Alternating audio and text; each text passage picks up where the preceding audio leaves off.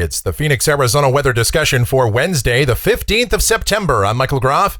Dry conditions, temperatures remaining on the hot side today and tomorrow, gradually lowering as we go through the weekend and into next week. We'll also see an increase in clouds starting tomorrow afternoon and into Friday, and there could even be a few sprinkles or some light showers across southern Arizona during that time. But as for measurable rain, that still looks rather unlikely. All right, let's talk about it. First, yesterday, 106 degrees the afternoon high, 81 was the morning low, and that's above those normals of 101 and 79. As we take a look out there now, it's 7:20 a.m. Clear sky across the valley, and we are at 82 degrees at Sky Harbor. Dew point at 51, relative humidity 34%. The winds are light, and the barometer is steady.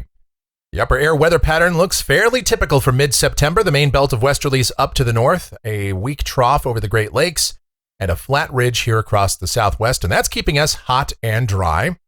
The watch warning map is fairly quiet, still have some flood watches across parts of the Gulf Coast in association with Nicholas. And in that same area, yes, we do have a marginal risk for severe storms. Could see an isolated tornado or two down there. Also a risk of severe storms extending from eastern Kentucky all the way up into New England. In the tropics, we've got the remnants of Nicholas there along the Gulf Coast, and that system has decoupled. Now all of the deeper convection is off to the east of the main circulation center. And a couple of waves out in the Atlantic, both of which with a high chance of development over the next few days. That wave east of the Bahamas, that is Invest 96L, and the modeling on this generally shows it staying off of the east coast of the United States, but it's close enough that it's something that bears watching. But for now, it does not look like it will have serious impacts. And then the system coming off the African coast, that's Invest 95L. And many of the tropical models here do have it gaining latitude going north of the Leeward Islands, but it remains to be seen what happens after that. It could very well curve out to sea. It may take more of a trajectory that puts it on course with the east coast of the United States, but it's so far out there, and it hasn't even developed yet.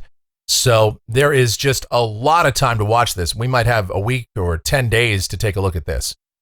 And bringing it back closer to home, the precipitation outlook, this is valid through next Wednesday morning from the WPC. Rain amounts in Phoenix, this shows nothing. Statewide, basically nothing. However, there is a small wrinkle in the forecast that we have to talk about here, and we'll do so as we get into modeling. Here we go. This is the GFS, the 06Z run, valid at 2 o'clock this afternoon.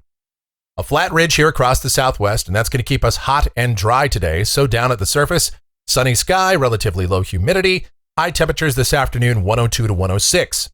Tonight, clear, dry, overnight lows in the 70s to near 80, and then tomorrow. Sunny in the morning, then an increase in clouds starting in the afternoon as an upper low, a little closed low, approaches the Southern California coast and starts to pull some moisture northward into the southwest. But again, just a few clouds coming in later in the day in the mid and high levels. Highs tomorrow should still be around 101 to 105. Then on Thursday night and Friday, that low begins to move across the region, pulling more moisture northward.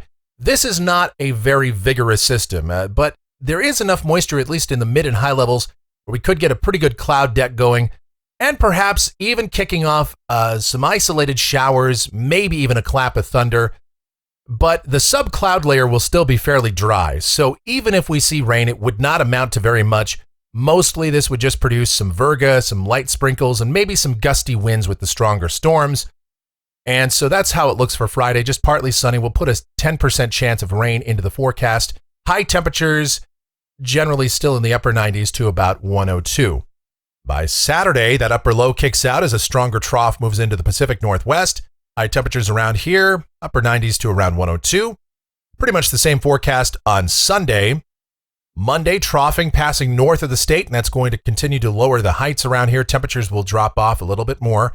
Highs right around 100.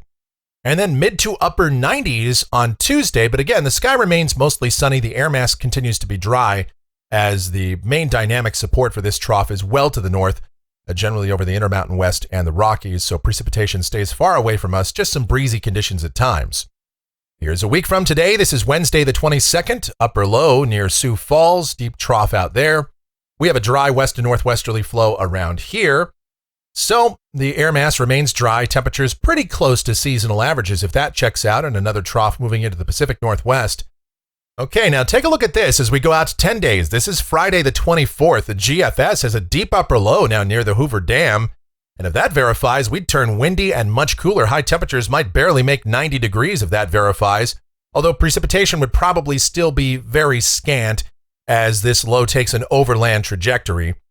Still, that's an interesting solution, but one that, just like anything with raisins in it, I'm not buying because this is a clear outlier from previous runs of the GFS. And if we take a look at the European at the same time, yeah, it's got a ridge here across the southwest, and we would be hot and dry. So we'll see how future runs evolve here, though.